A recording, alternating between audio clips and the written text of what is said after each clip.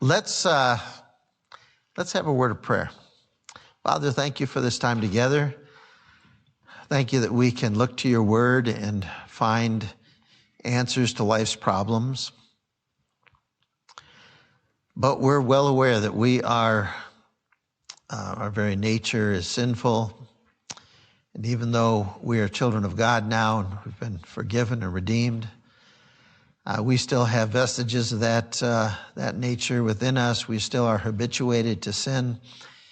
And so it's quite common that we as believers act wrongly and have to come back and confess it to you and confess it to others.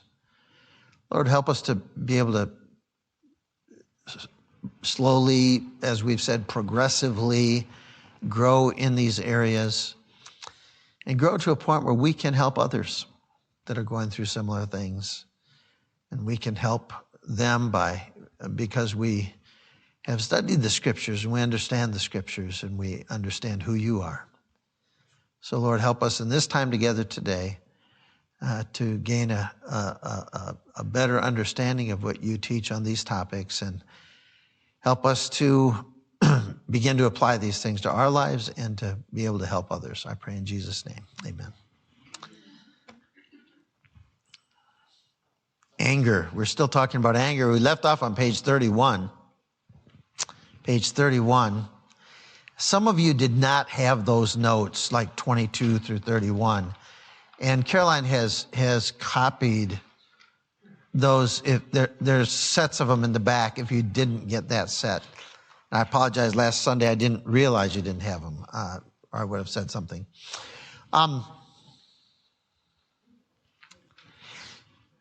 It was 2014, which is hard to believe. That's been 12 years ago now, almost 12. And our daughter who's not a believer, she was with a guy. They had traveled out to Oregon. She wanted to be in the tech area because she was into some technology. And so they traveled out there. She came back for a wedding, and we noticed something was off. She was wearing a lot of makeup and sunglasses, and something didn't seem right. And we tried to talk to her and found out, just got the sense, she wouldn't say it, but we got the sense that she was being abused. And we said, why don't you stay here? Don't go back to him. Well, he had her laptop and he wouldn't send it to her, and she needed that laptop for her clients and her job. And so she went back. And it was September of 2014. I remember, I have a bad memory, but there's certain things I remember vividly, and this is one. I was on my way to an appointment to go to a house, to go in a crawl space of all things, which I've done a lot. And I was on my way to this house, and I received a phone call from an unknown number. Now, I answer those because it's always potentially a client, a customer. So I answered it, and the lady said, well, I'm a social worker at a hospital in Seattle area, and we have your daughter at our hospital. She was beaten pretty badly. And as the story unfolded, I found out that this guy was just really using her as a punching bag. And he had gotten to the point, well, he had a methamphetamine problem. You can, put two and two together. And he was strong. And that night, he had kicked her out and then let her back in and to their apartment. And I won't go through all the gory details, but kind of sum it up, he ended up wrapping her in I think a rug or a blanket of some sort, tying it with extension cords and torturing her. It hurts when I think about it. And then finally, for whatever reason, he let her out on the deck and she had to jump from the second-story deck to get out of it. And a police officer found her on the street, bloodied, bruised, and got her to a hospital. And I get a call. We don't know who to release her to at the hospital.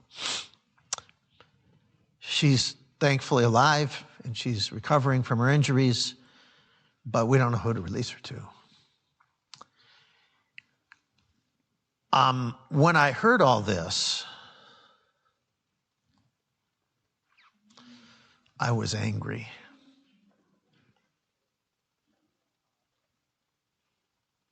I was really angry.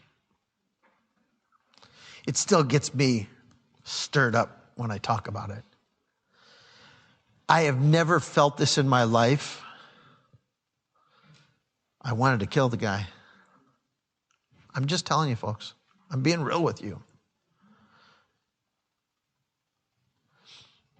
And I was ready to hop on a plane. Now, I did find out that a SWAT team went to that apartment and ended up blowing the door off its hinges and taking him into custody. Sadly, he didn't stay in jail very long. Although he's most likely in prison today, because I think it came out later that apparently he had killed a woman before. I was very distraught, wanted to go out there. I was just angry. Just understand. Can you feel, you understand where I'm coming from. What do you do with that anger? Is that justifiable anger? Would you say that's justifiable anger? I think yes. Yeah, I think it's safe to say that. It's righteous anger. But if I go and kill the guy, does God say, it's okay? No. No, not at all. It's what do I do with that anger? I go back to our definition. I said just a page or two ago, let's see here, where is it? Anger is the God-given emotion that produces energy intended to help me solve problems biblically. I have a coworker at the company that I work for. He's my age, just a little bit older actually. And I was talking to him about it. I was pretty distraught, in tears. And I happen to know that he has like 2 black belts, in martial arts. I know he carries, he's probably a weapons expert. And he felt my anger. He felt angry and he said, Mark, all I need is a name and an address. I'm not kidding you, he said that. I was tempted. He said, they'll never find his body. This happened. And I said, that sounds very appealing, but I couldn't do that. He said, I'll put him in the hospital. He won't even know what hit him. That sounded really appealing too. But I said, no. No. That's not the right way to go with this. What do we do? What do we do with that? I have to focus my anger at the problem. Well, first and foremost, let's focus it on my daughter who needs help. And our energies were focused on finding someone who could take her in. And by the grace of God, it's interesting. My wife and I were like, who do we know it was Seattle, right? Yeah, who do we know in Seattle? And I went, I think Jan's cousin, Sharon, lives in Seattle. So I look up on my phone and I've got a phone number for Sharon. Who knows how old this phone number is? I don't know. And I call it and it's Sharon. Long story short, Sharon was working as a social worker. You know what all her friends did? They helped people who were victims of abuse and things like that. And Sharon graciously got Ellie, my daughter, from the hospital, took her into her place, and cared for her for a period of time, and got her to the right people to help her out. So I have to focus my energies there first. Now, what do I do about this guy? And by the way, I just won't use his name. I know his name, but I refer to him as Psycho. I don't even want to honor him by using his name. I'm serious. And what do I do with Psycho? What's that?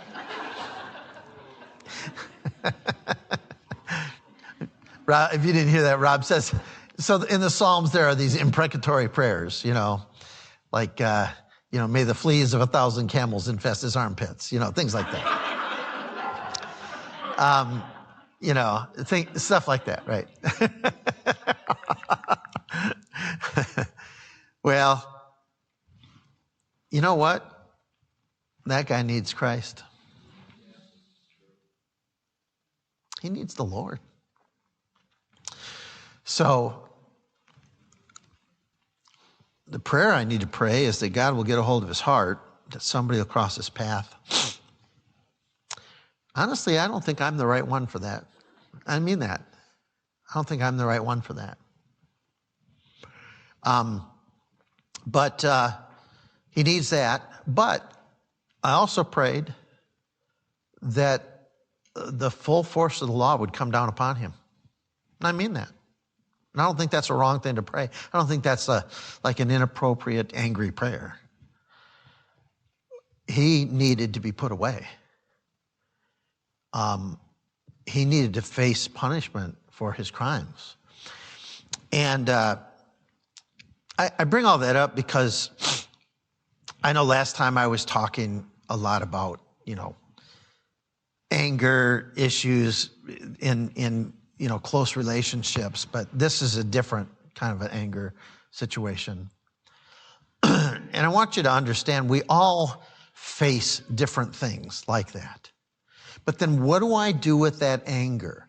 I have to focus that anger towards the problem, not towards the person. If I focus it towards the person, I want to kill him.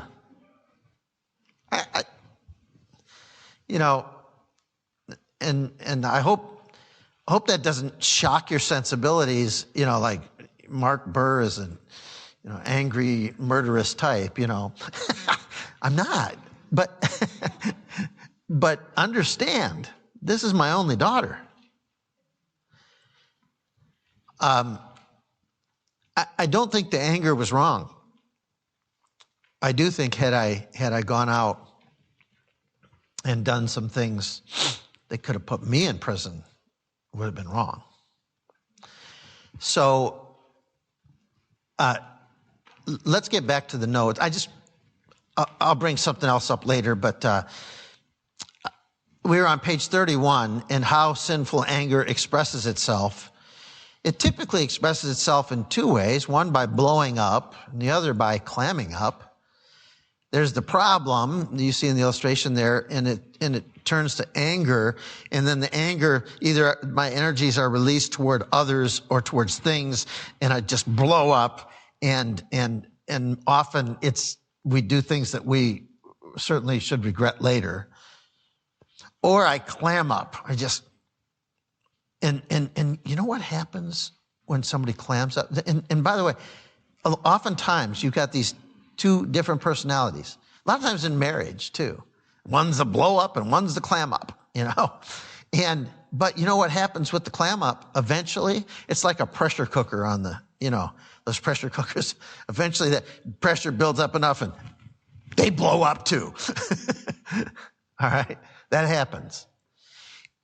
And now when you blow up, you are not focusing that energy. It's just explosive.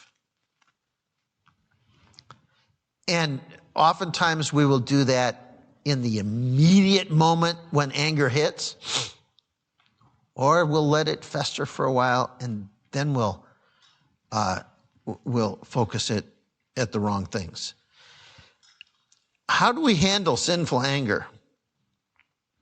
How do we handle that? Well, number one, recognize it as sin, admit it to be sin, and confess it as sin. Deal with your wrong goals in anger. My goal in that situation should have been twofold. One, that my daughter get to safety and a place where she can heal. Right? It's the goal. And by the way, along with that my daughter come to Christ through this. That should be a goal in that.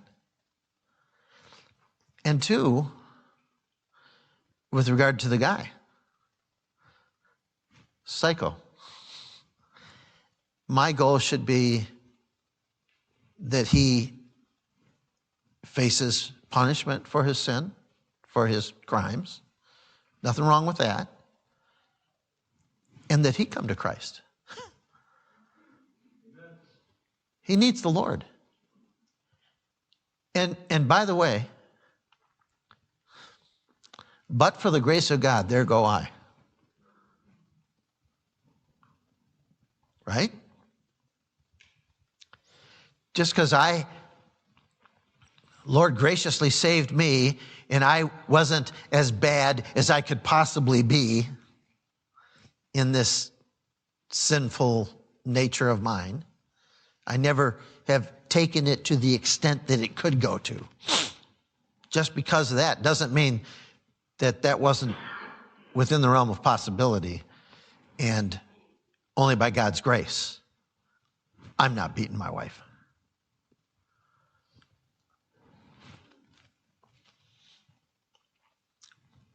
Don't misinterpret that.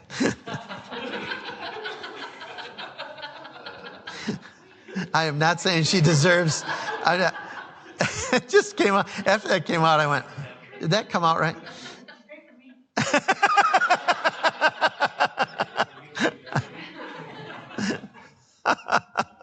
Oh, that's terrible. Oh, man. Yeah. Oh, deal with your wrong goals in anger. Deal with the wrongness of your anger. If it's wrong. And again, I don't think my anger itself in that situation was wrong. I don't think when the person, cuts me off on the road that my anger is necessarily wrong. It's what I do about it.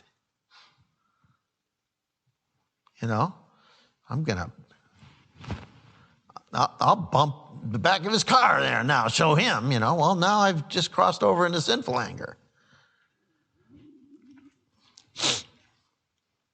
Number two, this is a tough one. See God and his goals in the trial. See God and his goals in the trial. And that might take some thinking. That might take some reading. That might take some prayer. Well, I can say this. My daughter, that was the final thing. My daughter never went back to that guy and has never seen him again. I'm thankful for that. She got out of that situation that she felt trapped in.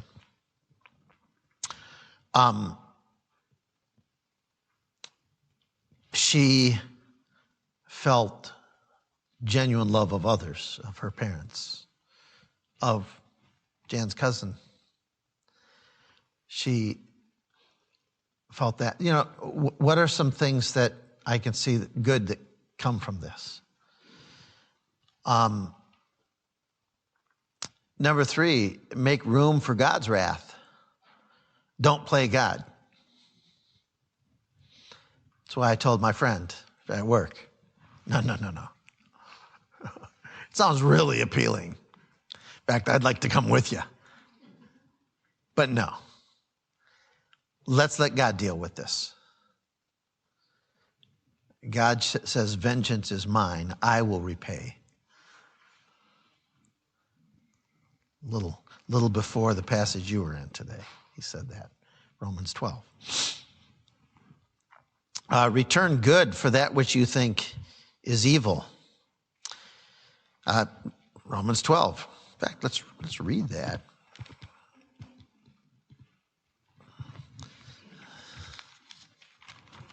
Romans 12, verses 17 through 21.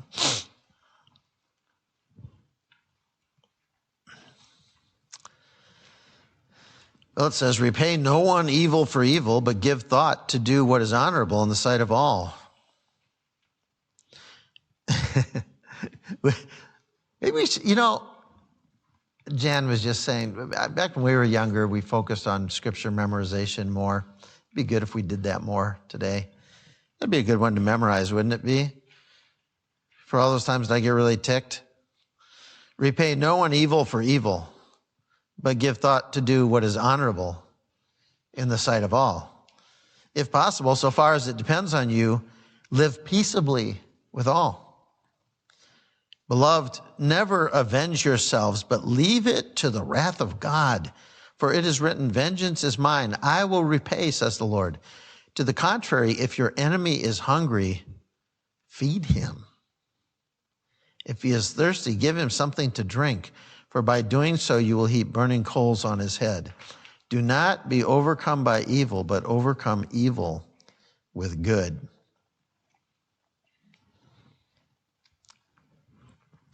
I didn't take time to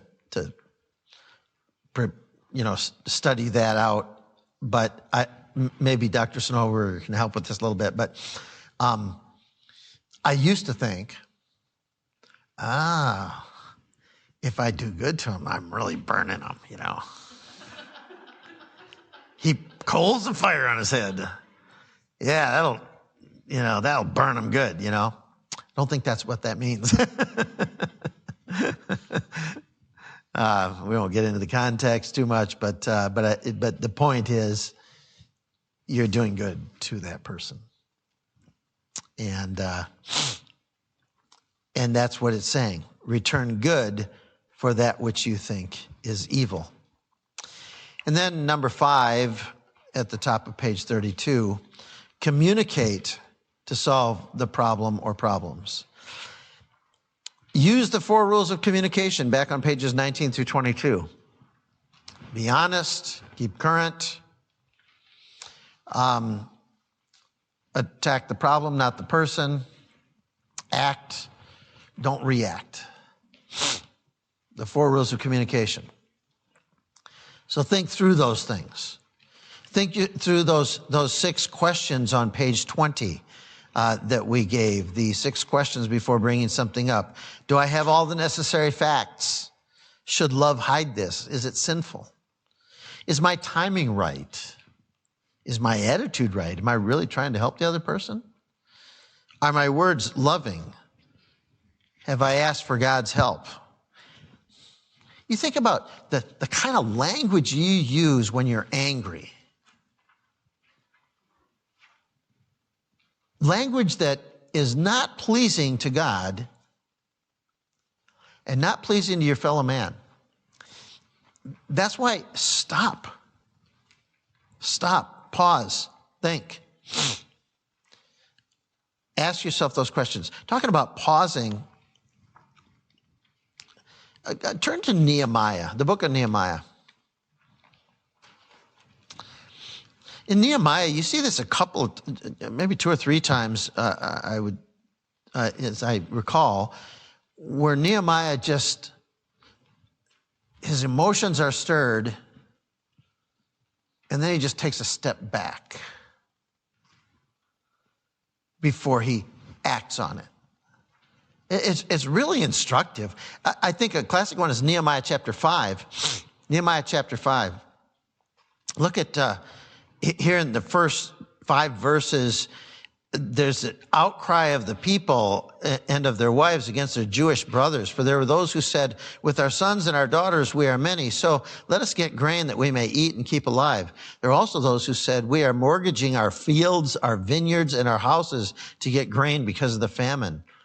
And there were those who said, we have borrowed money for the king's tax on our fields and our vineyards. Now our flesh is at the flesh of our brothers. Our children are as their children. Yet we are forcing our sons and our daughters to be slaves. And some of our daughters have already been enslaved, but it is not in our power to help it, for other men have our fields and our vineyards. So basically they were mortgaging everything, and they were giving out their kids to be slaves just to make it in life. And Nehemiah is seeing these are God's people taking advantage of God's people. There's others who are saying, okay, yeah, you want, some food, your kids are going to come work for me, that kind of thing. So look at verse 6. Nehemiah says, I was very angry when I heard their outcry and these words. I was very angry. And what does he do in verse 7? I took counsel with myself. I took counsel with myself. What do you suppose that means? What do you think that means? Any ideas? He was reflecting on what happened, so giving him time. That's what I was going to say. But this is the big thing, because there's one that's not in here is time and patience. Correct. I think that there's so much where you want to react so quickly. You want to act. You want to do. That's correct. Just to stop and kind of watch it unfold is hard, though. Yeah. No, that's correct. Then when you can reflect and go back and say, oh, Right. That's exactly right. I think he said he didn't want to act just out of his emotions.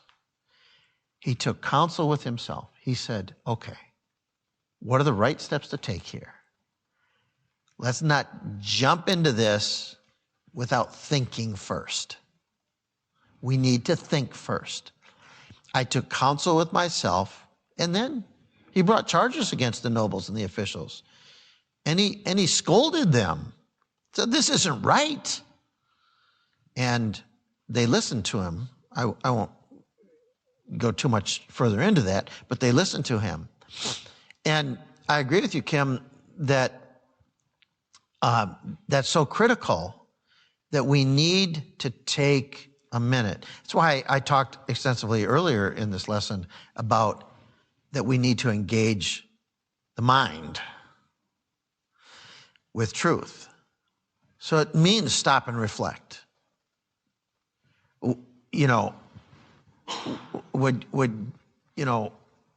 should my goals be in this matter? What would God want to come from this?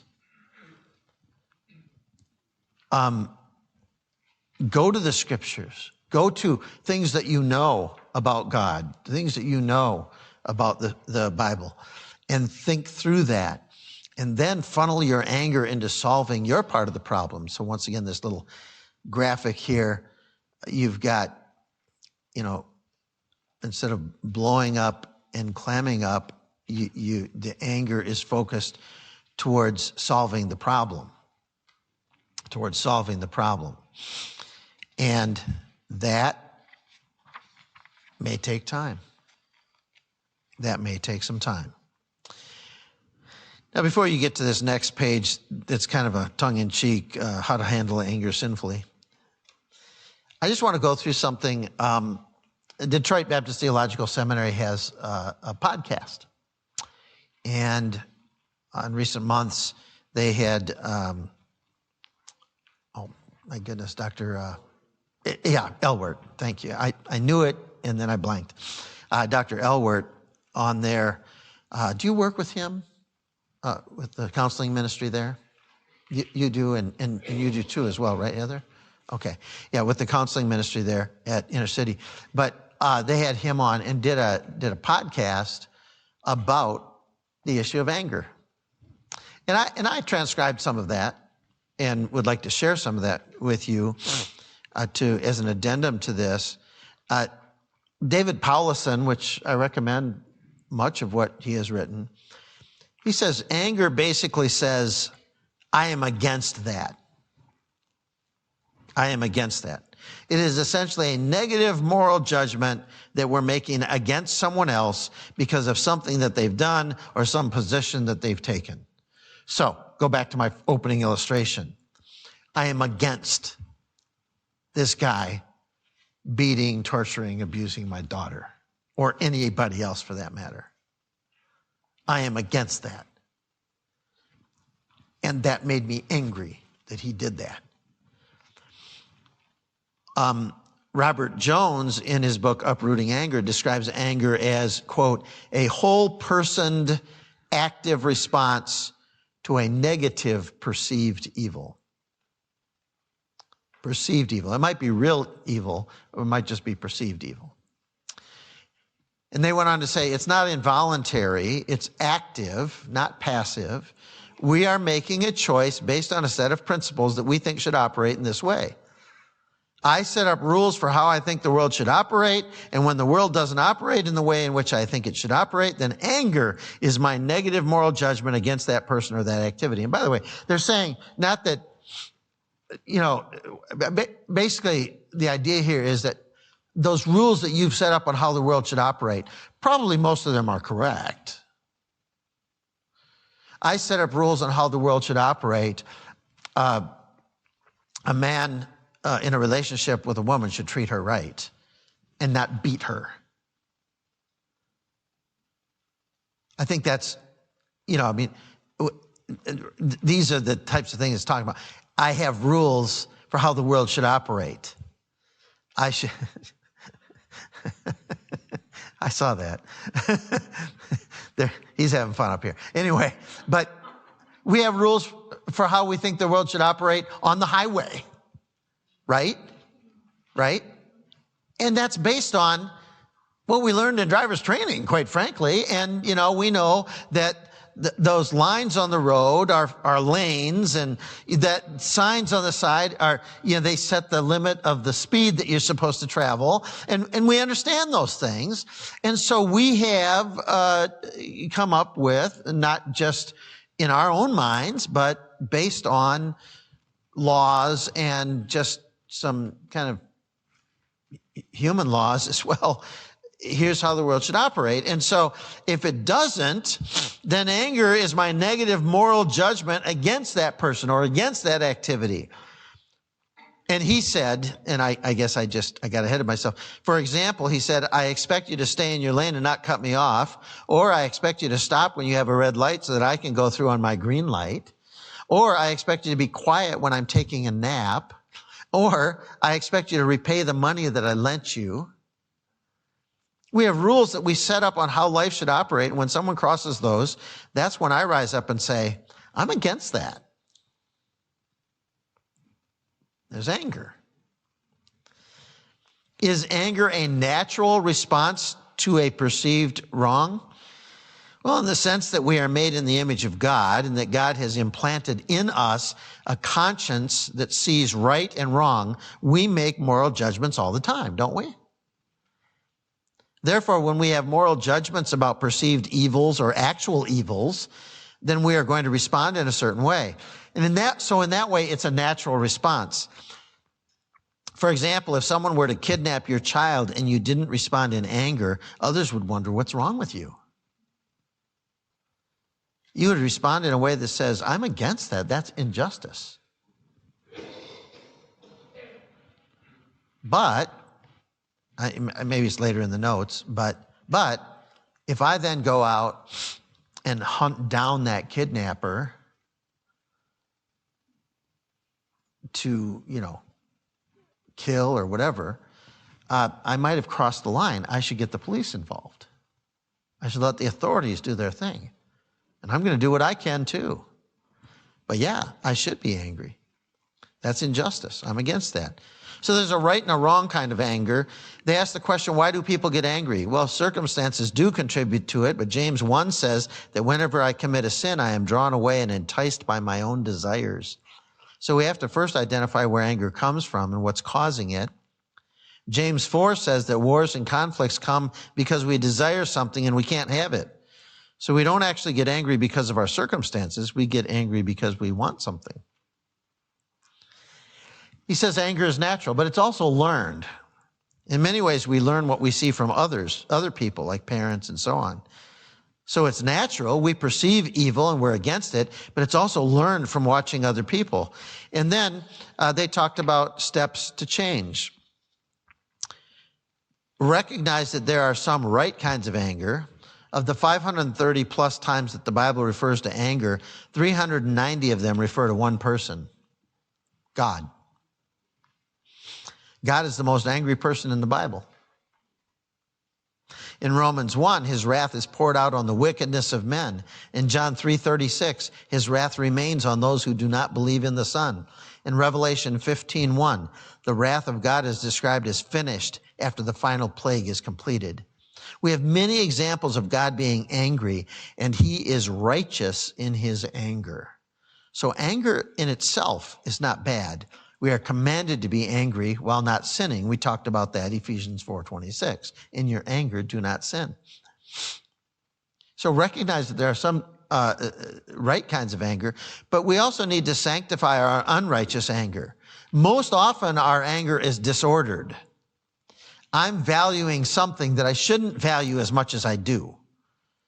Or it's expressed in the wrong way. I may have a moral judgment about an actual evil, like the kidnapping of my child, but I respond in a wrong way, like taking justice into my own hands, taking revenge rather than leaving room for the wrath of God and getting authorities involved and so on. As sinful, fallen human beings, many times our anger will be unrighteous anger. We need to redeem our anger. Now, God's anger is always righteous because God is always righteous. But our anger is sometimes righteous, but more often is unrighteous. So we have to ask some questions. Did I get angry over the right thing? And again, he says what I already talked about. We may rightly be angry when someone cuts us off in traffic because they're not following the rules of the road. However, we also have to ask, what drives my anger? What do I want so badly that I'm willing to sin in order to get it?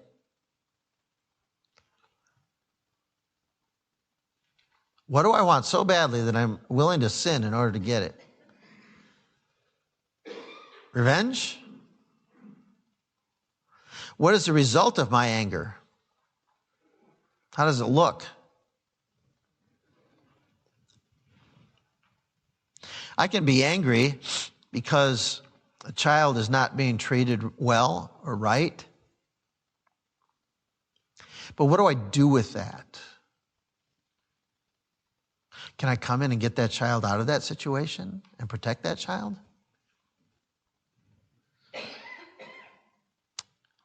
Can I fight like crazy to make sure that child is in a safe place? Maybe I adopt that child if that is in the realm of possibility. What am I doing with that anger?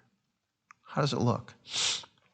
The key to responding rightly is, I'm back to the notes here, having righteous desires for actual evils expressed in righteous ways. When it comes to change, in some cases, it might be good to remove yourself from a place that would lead to your anger boiling up. For example, if every time you watch the news you start to boil with rage, maybe you should just stop watching the news. Maybe it's a sports team that continually disappoints and you're often throwing things in the living room or yelling at the TV, not being a good testimony to your family or loving them well. Then maybe you need to stop watching sports. Or it could be a job where there's gross mismanagement or blatant godlessness that gets you fuming all the time. You may need to leave that job. Remove yourself from positions where it's nearly impossible to resist temptation. Although 1 Corinthians 10:13 does say that there's always a way of escape when tempted. He goes on, we live in a world that's cursed by sin, so there's going to be injustices all around us. We can't avoid many of those situations. If your spouse and kids get you angry when you get home from work, God's will is for you to stay in that marriage and be a parent to your children, so you can't get out of that. Don't remove yourself from the situation. Instead, you need to work to redeem your anger and turn it towards righteousness and respond in a right way. How can I love them well? It starts with personal responsibility. What does God expect of me when an injustice is done? What does he expect of me? Well, he expects me to live in a way that pleases him. Romans 12 says to leave room for the wrath of God. Don't take revenge. Overcome evil with good. Don't take justice into your own hands. David Powlison, again, in his book, Good and Angry. Good and Angry. I like that title. That's clever. He says that our response should be, quote, a constructive displeasure of mercy. He's saying we need to show mercy, and it needs to be constructive in nature, not destructive. We seek, Ephesians 4, we seek to build up others, not tear them down.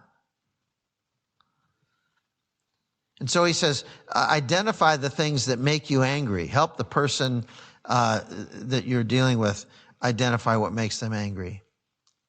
Remove that thing if possible and respond rightly in a way that pleases God. Redeem the anger. Build others up. Don't tear them down. Put off sinful anger. Change the way that you think about it and put on righteous anger. Realize that you are being self-centered because you want something a certain way and react when it's not that way. Now, I'm going to give a little bit more of what they said, they discussed in that podcast, but let me pause here a minute and say, maybe it's easy for me to just get up here and say, react in a way that would please God. That's kind of broad. You may need to seek some counsel when you're angry. That's part of that stepping back.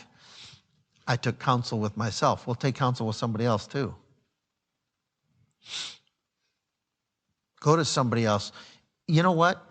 See this group here? Look around you. Look around you. We all love each other. We all want to help each other. I don't think there's anybody in here that would say, well, boy, I don't know about this guy. This one, David, Yeah. No. If David comes to me and says, I'm just really angry about the situation at work or whatever, or my dad's class. No, I'm just kidding. Can you help me? I want to help him. I might be able to think through some things that he can't because his mind is clouded with anger. Seek some counsel. How do I know,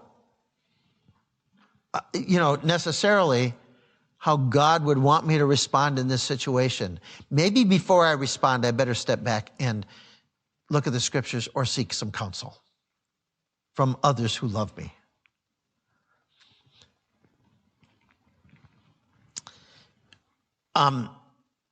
They brought up a couple of things that I thought were interesting. These are kind of, in my opinion, more modern ideas or phrases. Anger at self. Anger says, I am against that. So to be angry at myself is to say, I am against myself. Ephesians 5:29 says, no one ever hated his own flesh, but nourishes it and cherishes it. Of course, we can make bad choices and can hate ourselves to some degree, and we're trying to get out of a more painful situation from our bad choices. But when we're angry at ourselves, David Powlison says, we become the lawmaker, the judge, and the executioner. So I make the rules, I break the rules, and I stand in judgment of myself when I break the rules. To be angry at ourselves, then, we try to acquit ourselves and try to justify ourselves. However, in 1 Corinthians 4, when Paul is accused of being self-serving, he says, you're not the final judge of me, And I don't even judge myself. As far as I know, my conscience is clean, but God is the final judge. So often when we're angry at self, it's actually due to guilt or shame. We need to identify what's going on. Is it guilt? Did I actually commit a sin and I need to ask God's forgiveness? Or do I feel some shame? Perhaps I feel unwanted or unwelcome because of something I did or something that was done to me.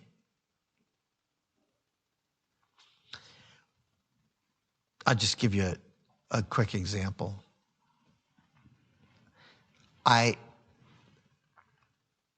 When I was in my 20s, I realized I opted out of Social Security as a pastor. We were advised to do that, right or wrong. And the church wasn't putting anything away for me for retirement. They weren't matching, what they would have normally had to match. And so we scrounged up, $600, $700, and we started a retirement account in our 20s. And it was what I was advised. Well, I could control the funds in that to some degree. And I had the church take $10 a week out of my check and put into that tax-sheltered annuity that I had, just for something. And around 2008, 2010, when everything was going like this, I went in there and I moved the bulk of what was coming into it to a guaranteed interest account. Now, what that means is it's just a guaranteed 6% interest or whatever. Instead of keeping it in investments that were eventually going to grow back. And I forgot about it. And what happened after the crash, everything came back, grew, and more. And I was sitting in this little guaranteed interest for most of my funds. And when I came to realize it, I was so mad at myself. There's a lot of money that I lost out on. I'm still working right now because of it. I am. I would have a lot more money in investments had I not done that. I was angry at myself. Did I commit a sin? No. Did I feel shame? Yes. Yes. It wasn't really guilt. It was shame. Man, I still can't believe I did. No, anyway. By the way, the Lord's just taking good care of us. We're fine. And I really don't mind working. We can be angry at ourselves to some degree about doing something that we wish we wouldn't have done, which was my illustration just now. But more often, it is guilt, shame, or even regret. So it could be guilt, it could be shame, or even regret. Regret, well, I had a little bit of that. Regret is where I wish I could go back and change something. Sure do. We need to commit those things to God because he bears our shame with us. Commit those things to God because God bears our shame with us. And the book of Hebrews calls us to bear the shame with him. It's much more complicated than that I got angry with myself. And what are the steps I need to do to repair that?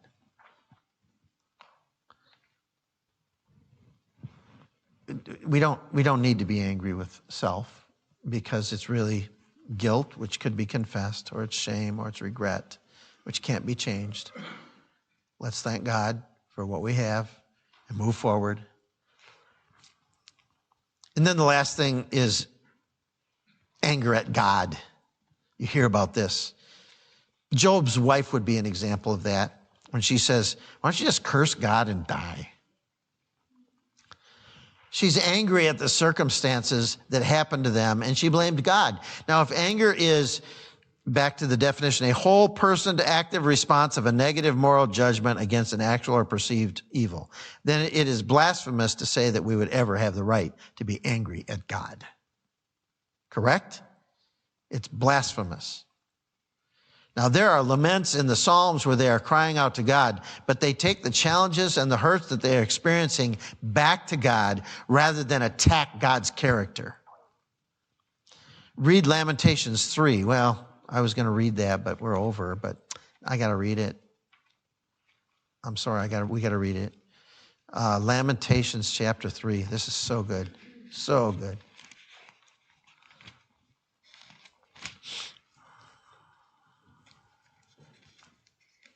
In my notes, I have read Lamentations 3 with an exclamation point. Oh, that's a long chapter. Boy, maybe I should do it next time. He's going through, I'm going to have to summarize it. I am the man who has seen affliction under the rod of his wrath. He has driven and brought me into darkness without any light.